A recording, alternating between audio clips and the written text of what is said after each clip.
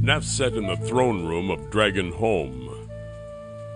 He was alone, sitting on the very throne from which his father Balzurth had lectured him countless times. His body was 10 times too small to fill the seat. That was how he felt. Too small to fill his father's clawed footsteps. He was still a man, not a dragon. He scooted over and leaned on the golden arm of the grand chair. "Father, you can't be dead. Why did you die?" For weeks he had relived his father's death. Over and over he'd seen the crafty titan Isobahn run Balzurth through with the spear of Barnabas. It happened just when Balzurth was moments away from eliminating the head titan Eckubahn. His father's powerful breath had been cleansing the world with fire at that moment, only to be cut off by the tip of a spear. He can't even have a burial. His claws dug into the soft metal of the throne arm. I don't even have his body. Nath hopped off the chair, landing hard on the array of coins that jingled on the ground.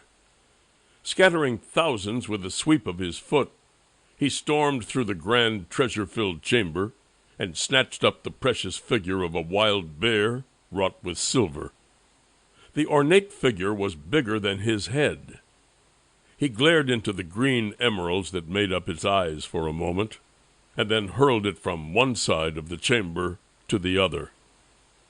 The figurine struck one of the huge support columns, skipped off the wall, and landed in the pile with a crash of glass. Nath perked up. What was that? Wading through the piles of treasure and countless valuables, he stormed over to the source of the sound. Brows knitted together, he muttered to himself. He'd done much of that lately.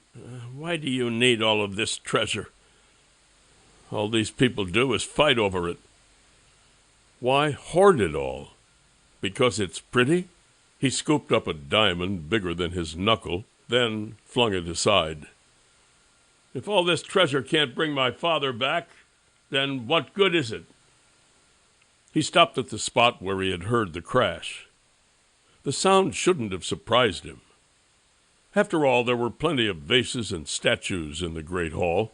Still, he couldn't fight the bad feeling that he'd broken something that wasn't his. It wouldn't have been the first time. Oh, I'm the Dragon King now. I can break what I want. Who's going to punish me? He caught a glimpse of himself in a broken piece of mirror.